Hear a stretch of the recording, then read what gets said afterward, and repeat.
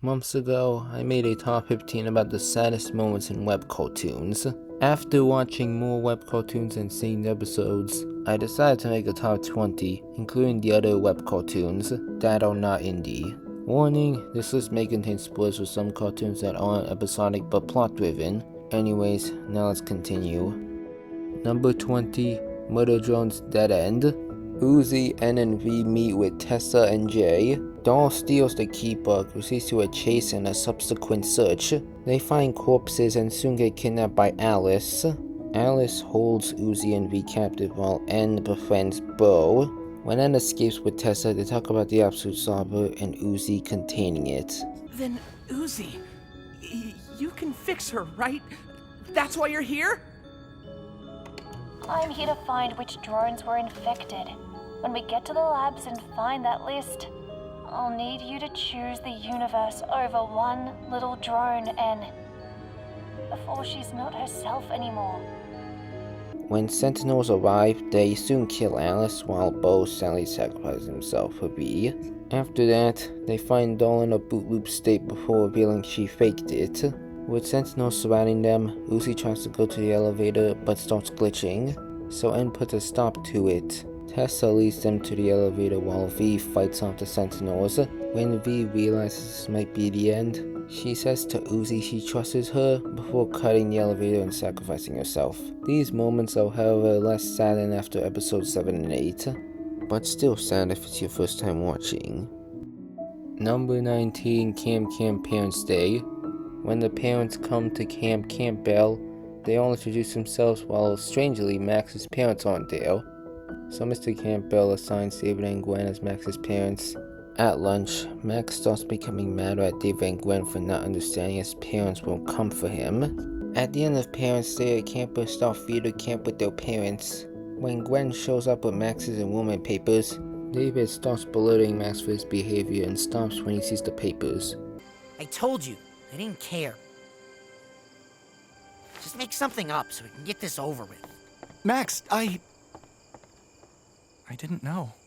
And now, for our final and most important performance.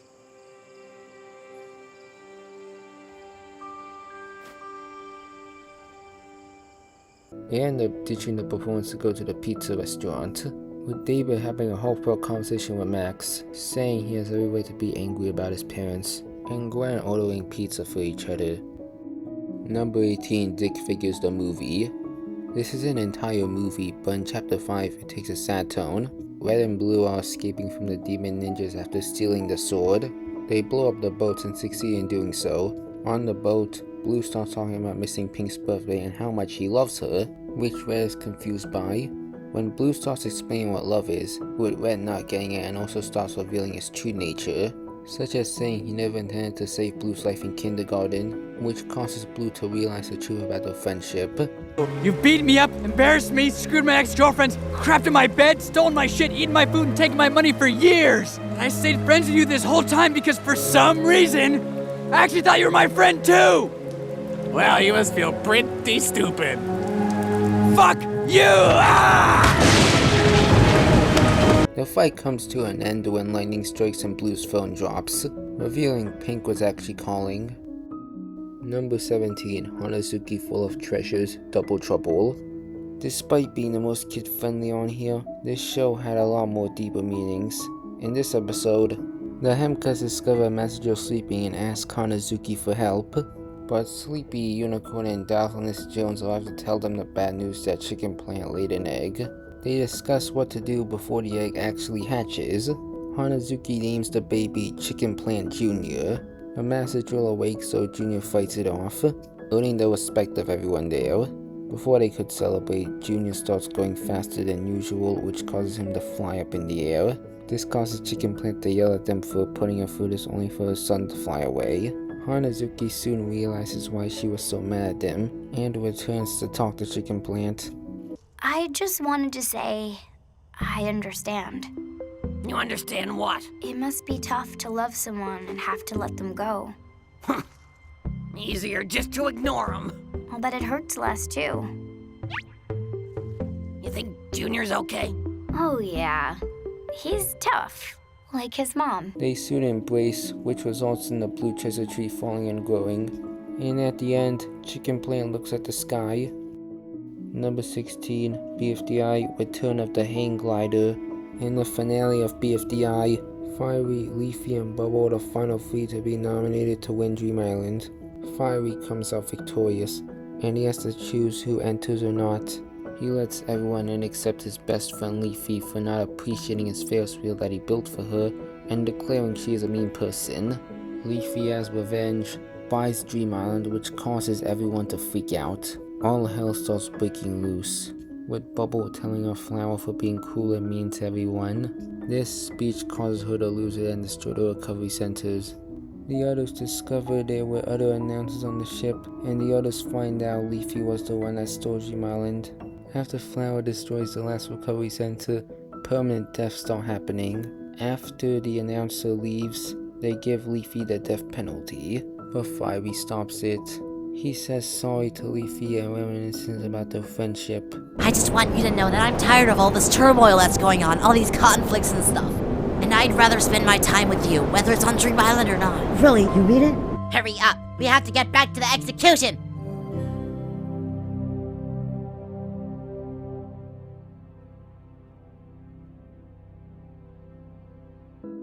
Number 15, Homestar Runner, The Secrets I Keep. Homestar Runner usually plays strong bad and strong sad sour relationship for laughs, but in this tune, it shows off strong sad secrets with a letter, a childhood picture, a snow globe, and to top it off a video.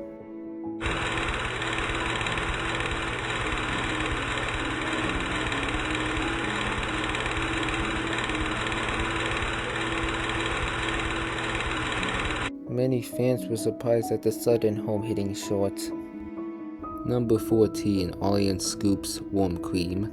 Ollie is having a rough day, but when Scoops pushes over the edge, she snaps and wishes she could never communicate with him. This causes Scoops to run away from home, and meets a strange cat person named Terry Bumble, and so goes to his house. He meets cats with white robes, and a cat called Dougie escaping through the vents. At the house, Scoops drinks warm cream, which causes him to hallucinate and pass out. Ollie starts searching for Scoops and finds his collar. This causes a flashback with a song. When they first met her birthday, her instant love of him, and at the present sorrowfully regrets her words to Scoops. Terry reveals his true intentions. Ollie gets help from Dougie and saves the cats, destroying the warm cream and helping Terry change his ways. So Ollie and Scoops patch up their problems and ride off into the sunset.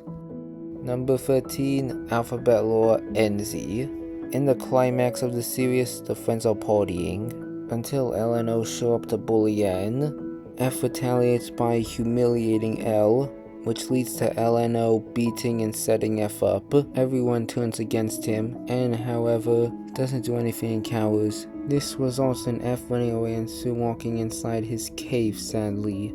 N looks back with words spelling coward. Time passes, which eventually leads to the tragic future of the alphabets. It had a happy conclusion later though, and also shared a lesson on not being a bystander. Number 12, Skibidi Toilet 70. Despite just being considered brain rot, this show has a story and its moments. The episode starts off like any other episode, with cameraman Skibidi Toilets fighting, before cutting the Plunger Man's point of view. With Dog Speaker Man and others, they are soon attacked by an acid bomber toilet, but defeat it. They soon sneak into a room, but then are attacked by a claw claw toilet. After defeating the toilet, only Dog Speaker Man and Plunger Man are left. They travel the hallways and enter the room where Chief Scientist Toy and Secret Agent are talking. A huge fight occurs, where Dog Speaker Man is mortally injured. The Chief Scientist is soon defeated and attempts to escape, but the Titans appear and destroy him. Knife Speaker Man in his last moments holds Plunger Man's hand before dying. The Secret Agent then appears to tell Plunger Man, "This battle you did not survive." Plunger Man soon shares one last thumbs up before going offline, in which it zooms out to a recovery room, where all the cameramen and the peer review give a thumbs up. Number 11, Clay World All Gone. In the finale of this long-running claymation series, the beginning shows a clayman with a pile of clay, then cutting to a hot dog party where we see Chip and Rick the Prick. Chip then meets Dr. Bob, who converses with him. Dr. Bob then reveals that the party is a goodbye party, and reveals that he was the clayman in the before footage, and that he made Clayworld, and how he planned all the moments in Clayworld, and now violence will break out. It soon does happen, with Chester being the first to die. All hell breaks loose, but Chip and Rick escape along with Pick and Marv. While more chaos is happening, Chip meanwhile is talking about Clayworld potentially changing under new rules, and meets Vince, who is shot by Marv, who agrees with Dr. Bob's ideology before meeting his end. At the table, Bob puts a stop to Henry, but the giant clayman soon arrives, but gets run over with a flying truck containing Rick, Pick, and Chip. Chip delivers a speech that reveals the truth about their existence and the truth about Dr. Bob, which results in them giving Dr. Bob pain. They are soon distracted by the Clayman's own creations and eventually put a stop to them. Bob tries to ally with Pick again, but Pick walks away, so he shoots him. Chip and Bob have a brief standoff before the table is shot by an alive Henry with a rocket. Chip and Bob survive, and an alive Rick stops Henry. A final battle ensues, where Chip finally defeats Dr. Bob. Chip tells Bob his intentions to fix everybody, make Clayworld into a safer place, and Dr. Bob in his final moments agrees. Maybe Clayworld can change. It wouldn't be the weirdest thing to ever happen here. Actually, I think it would be. Number 10, Monkey Wrench, Us and Them. Shrike and Beebs get a distress call from a reluctant Scratch and Squitch. They soon arrive to find a large mushroom holding Scratch's ship. They then fend off the mushroom. After Scratch and Squitch get on Shrike's and Beebs' ship, Scratch explains that the mushroom was the Agari, a civilization before being taken over by Terrans that transformed them into mindless drones. While Scratch is searching for Terran stuff in his bag, Beebs is playing the guitar, until a weird transmission plays. He's also playing his guitar, which reveals voices and then an Agari called Us. After some talk, Beebs mentions the word friend, which causes Us to stop talking about them. Us reveals that them is gone and Scratch had been the reason why. Meanwhile, Scratch discovers an Agari organ is worth billions, which starts a fight that leads to the Agari growing and beginning to overtake the ship. After escaping, Beebs interrogates Scratch to tell the truth. Scratch reveals that Us and them were making an insufferable noise and getting closer, which caused Scratch to fire a warning shot that accidentally goes wrong. Later, them starts going towards the sun, but Us saves them after the guitar playing and helps them. Unfortunately, Us gives bad news about them. Us can't hear them anymore, and them doesn't remember Us. You have to let them go! Them never let us go. Us and them formed together. Us and them left Green Place together. And now, us and them will.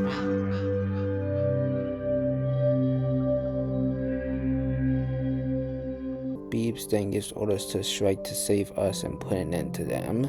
In the aftermath, Us has one last talk with Beebs, with Us still remembering them, but we'll try and move on. Us thanks Beebs and promises to meet again before leaving. After Shrike and Beebs leave, they share a bond of friendship. Number 9, One Self-Titled. In the final episode, the contestants are attempting to unplug out of the plane. They succeed, but it's plugged back in. Meanwhile, Liam wakes up to Aerie telling him he's gonna get wood. Liam then walks out to enter into the cave. He finds on the computer that Aerie's planning a season 3 with new contestants. He confronts Aerie, who casually explains that choosing the close friends of the contestants would be good. Enraged, Liam then attempts to kill him, but he cuts a tree that lands on his leg, breaking it. Aerie carries Liam to the cabin to heal him. He then goes outside to collect bedding for Liam, but he slips and falls to his death. Liam wakes up and inserts a tape into the tape recorder. It plays a cover of the song Around the Bend. The final minutes show a flashback to Aerie's first death, how he got transported to his world, discovered the computer, and the creation of one. The present shows Liam discovering Aerie's dead body, while the remaining contestants are still stuck and hopeless. Liam opens the laptop to see it has now died along with Texty. He goes into the cave and goes in the computer to try and figure out how it works. The final scenes show Aerie now in the waiting room, while Liam blankly looks at the sky, with the serious ending on an ambiguous interpretation on whatever happened after. Number 8. Jerry, the end. In the finale of this short series, Jerry wakes up after his nightmare of his adult life. In the morning, his dad Jason tells him to get prepared for the orphanage. At breakfast, his mom Joanna talks with him, assuring him that they're doing the best for him and encourages him greatly. When it's time to get in the car, Jason takes away his toy, which results in Joanna fighting over it, and results in her surprising death. After the funeral, Jason tries speaking with Jerry about current home life. When Jerry just stays silent, Jason pulls over. He questions Jerry on his life and reveals he never wanted to be a dad. He then reveals his expectations of Jerry. When he first found out he was gonna have a son, he was happy to finally look forward to something, but now feels like a failure when seeing Jerry. I'm sorry. I don't think you're a failure. Don't touch me.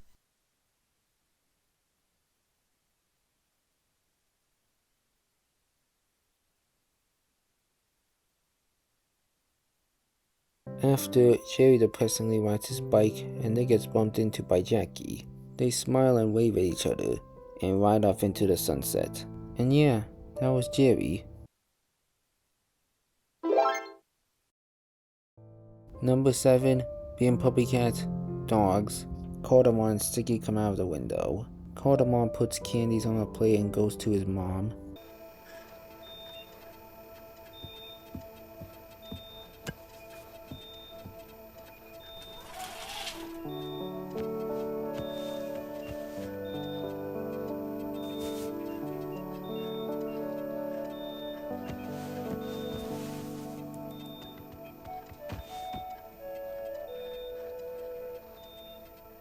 A song and story plays of a lost princess who met an octopus that fell in love with her hair. The octopus then helps her by returning her home. She thanks the octopus by giving her hair to keep him from being lonely. After a long time though, the ribbon unwrapped. The octopus tries to get the strands but ties himself and bursts open, with the pieces of the octopus and the hair coming to life.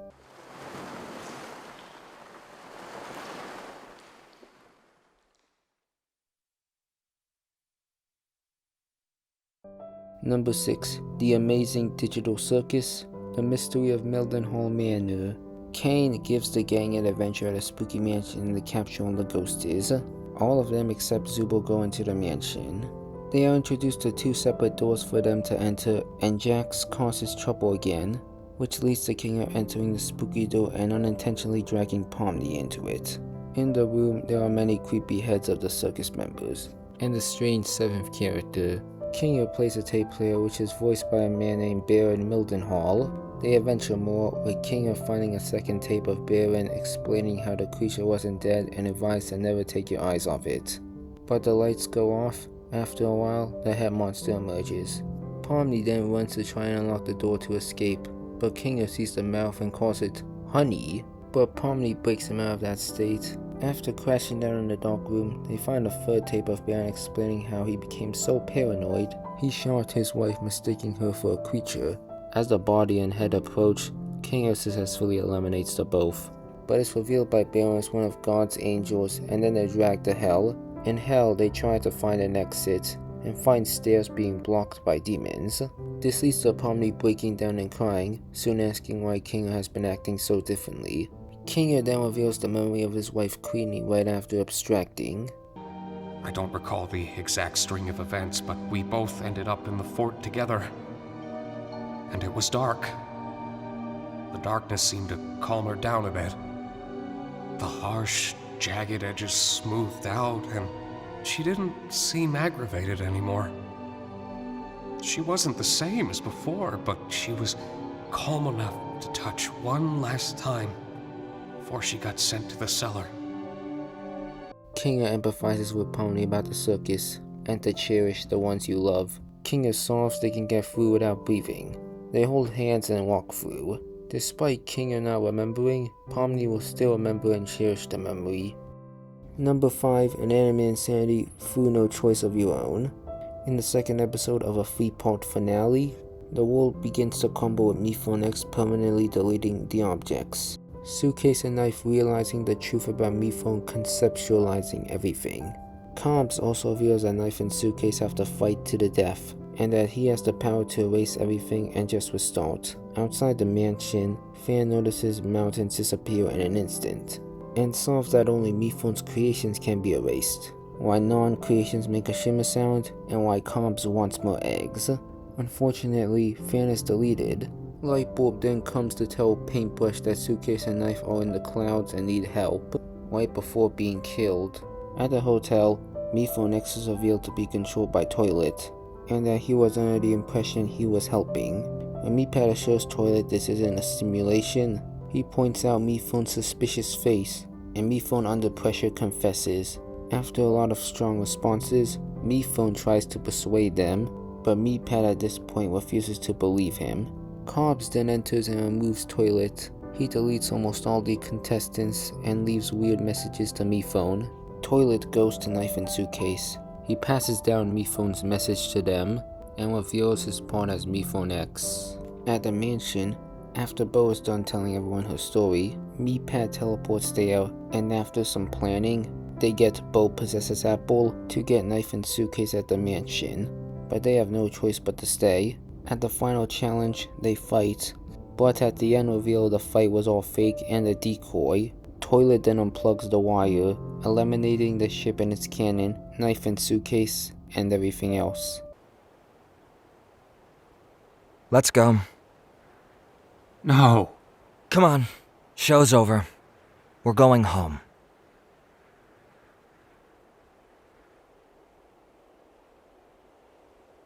Even though this is the penultimate finale, it's still sad seeing everything Mifune created just vanish in an instant. Number 4, Helva Boss, Sin's Miss. This show has had many sad episodes and moments, but this episode I think takes the cake. In the aftermath of the trial, Stolas, while staying with Blitz, forgets to call Octavia after weeks, but when he does, it's prevented by Stella and Andy. After a month, Sin's Miss comes. The IMP are celebrating their sins and Stolas comes to the office. After a phone call, the client comes in and talks about her situation. That sounds very similar to Blitz and Stolas' situation, though they reluctantly agree to help. At Stolas' mansion, Octavia miserably walks around and decides to go check some more pictures of her and Stolas, and then begins to sadly sing about Stolas' failed promises, his focus on Blitz over her, and her promise to be okay and move on without him. After, she discovers his happy pills. With the IMP, they go to the house, but when Blitz sees the family, it hits too close to home for him, so he calls off the mission, much to Millie's strange emotional reaction. Meanwhile, Stolas returns to his mansion to meet Octavia, but runs into Andy. A huge fight breaks out with the IMP joining in, and Octavia also joining in to defend her dad. But when he tries to embrace her, she pushes him away, saying he lied about never leaving, him choosing Blitz over her, and him never hesitating to leave her. You lied to me once and you'll do it again. Have a great fucking life with him, Dad. No! Thea, please! Please!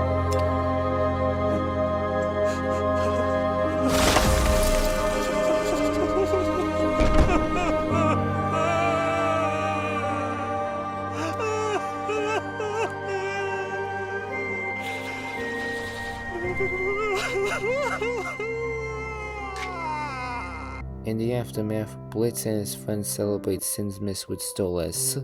While Millie is in the bathroom, she goes outside to privately call Sally, revealing that she's pregnant. Blitz and Stolas have a chat outside, with Stolas accepting the reality and how Octavia will forget him, and Blitz empathizes with him about his own experience with his twin sister, and encourages him to never give up on his daughter. Number 3, Animated vs. Animation, Victim. The King was and still is one of the saddest episodes in the entire franchise, but then there's this episode. The beginning shows Victim's point of view in the first ever Animated vs. Animation, but after it ends, it's revealed that Alan has been recreating Victim, and has been torturing him day after day. But on March 15, 2007, when Alan is distracted, Victor manages to break out and escape. After traveling through the internet, he crashes into a computer. The computer shows an animation called Mitzi, and when uploaded to Newgrounds, it launches Victim all the way down to the internet, which results in a massive shockwave that creates several connections. Victim eventually lands in the field, and soon Mitzi manifests. Despite Victim's fears, he realizes Mitzi is actually friendly. They end up meeting the village people, who welcome them warmly. When Victim shows his tools to the village, they are impressed and build a new propeller. This causes Victim and Mitzi to grow stronger and closer, despite his trauma. They then form a company that becomes successful over the years, and also meet their good friend Agent. At the 4-year anniversary of the company, they all dance, but soon things start to go wrong. At Newgrounds, everything is being destroyed. Mitzi leads Agent to safety, along with others. But when trying to run, an explosion happens that causes debris to be trapped on her, and sadly she's blown up. As the Dark Lord and the Chosen One are revealed to be the perpetrators. When Agent successfully escapes, he enters the memory machine, in which Victim realizes his love Mitzi has died. Number 2. Cyanide Happiness, the depressing episode. Like its name says, this is one of the most heartbreaking animated episodes ever. There's also a sequel that's also heart-wrenching. Before the original, it features multiple sad shorts and scenarios, but there were 2 that stood out the most. The short The Bird is about the intro guy who finds a hurt bluebird, which leads to a flashback to when he and his mom took in an orphaned baby bluebird. He takes care of it for the following days, but when coming back from school, he sees an ambulance taking his mom away, and is informed she passed away. At the funeral, he releases the bird away, and at the present, buries the bluebird next to his mom. The last short, Tiny Face, is about a man who is told he has cancer. When he makes it back home, his partner informs him that she's pregnant, which causes him to break down and soon tell her of the news. A compilation is shown of them checking in with the doctor, preparing for the baby, and picking out a coffin. He is taken to the hospital, where his health is gradually decreasing, and at the hospital, his partner goes into labor. She gives birth, but tragically, the baby doesn't live long.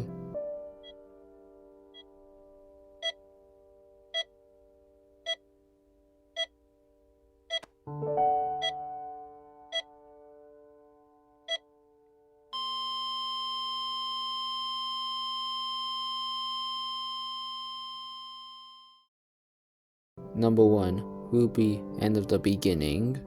If you watched the series up until this point, this is one of the most shocking tone shifts in a web series. In the finale for Volume 3, the remaining students of Beacon are being evacuated.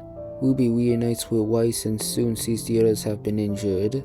Nora then informs them that John and Pyrrha are still missing, so Ruby and Weiss go to find them.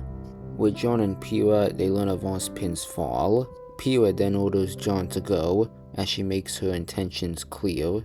John tries to convince her not to go, but she instead reveals her love to him and sends him away. John calls Weiss and begs them to save Pyrrha. At the top of the tower, Pyrrha faces off against Cinder. She puts on a hard-fought fight, but is hit in the knee. Just as Ruby gets to the top, Pyrrha is shot in the heart and incinerated. A devastated Ruby then unleashes her power through her eyes that covers everything in a white light.